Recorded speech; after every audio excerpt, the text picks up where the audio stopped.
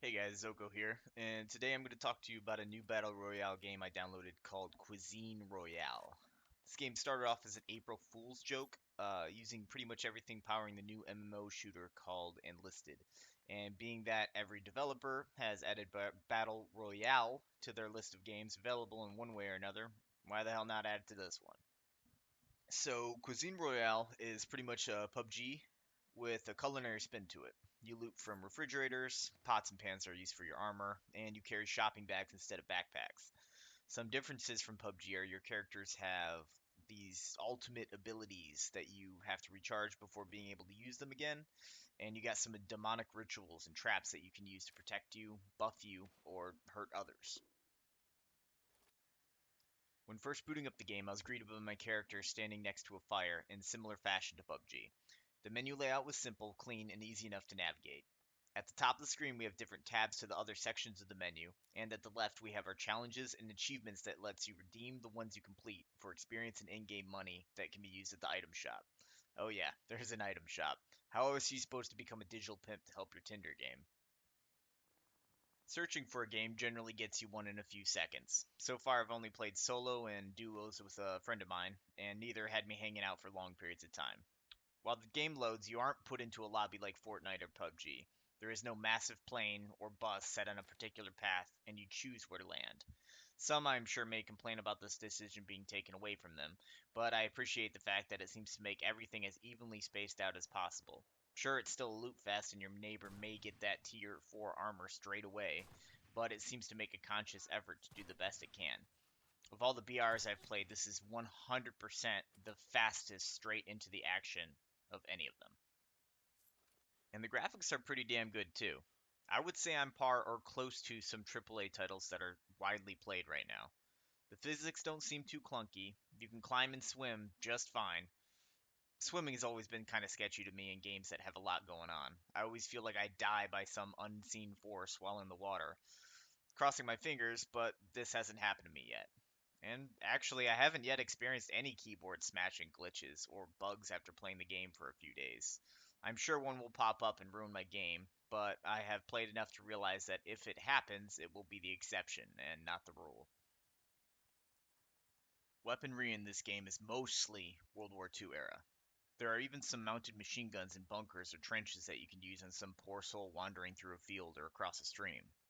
But it's not all older guns. I have come across rare modern era weaponry. These are pretty hard to find, and you can imagine they are extremely deadly.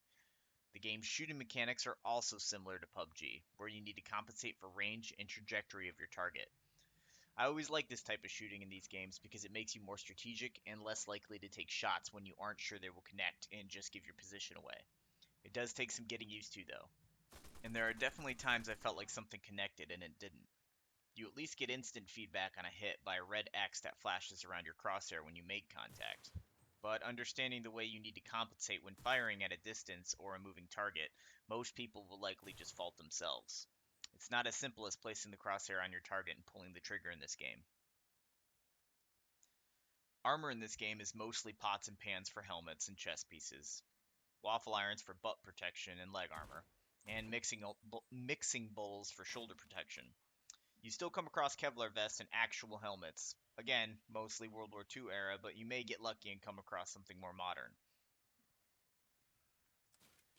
When playing the game, you will come across some items that give your character some additional abilities, like more speed when running and being able to jump extra high, more hit points, or a faster reload speed.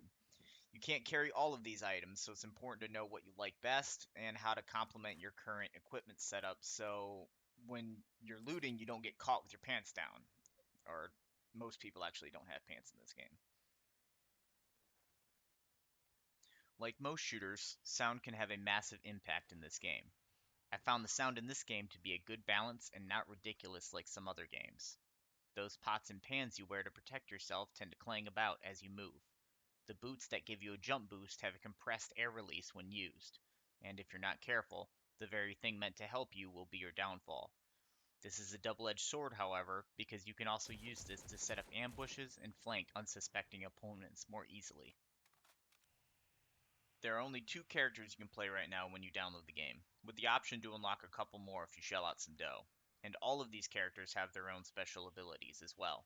My favorite character's ability is a dude called the Beast, who has this primal rage ultimate that causes him to get down on all fours like a savage animal.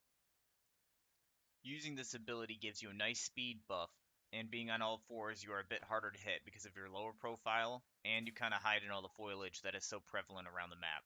This allows you to close the gap on your enemies to tear them apart. This ability is obvious when used because your character roars and anyone nearby will be able to hear it. You will be vulnerable during this time and for the duration of the ability, unable to use any weapons.